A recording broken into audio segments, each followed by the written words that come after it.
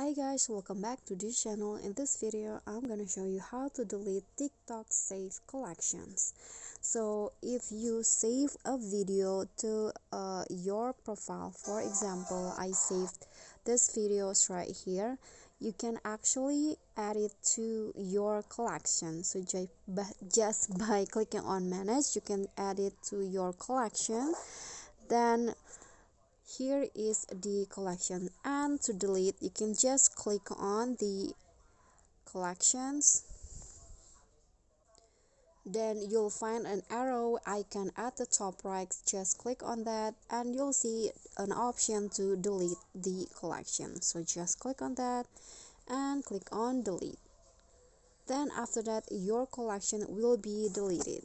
Okay, so that's all from me. Thank you guys so much for watching. If you can think this content is helpful for you, please click thanks below, click on the thumbs up icon, leave a comment and subscribe to our channel. See you at the following tutorial. Bye.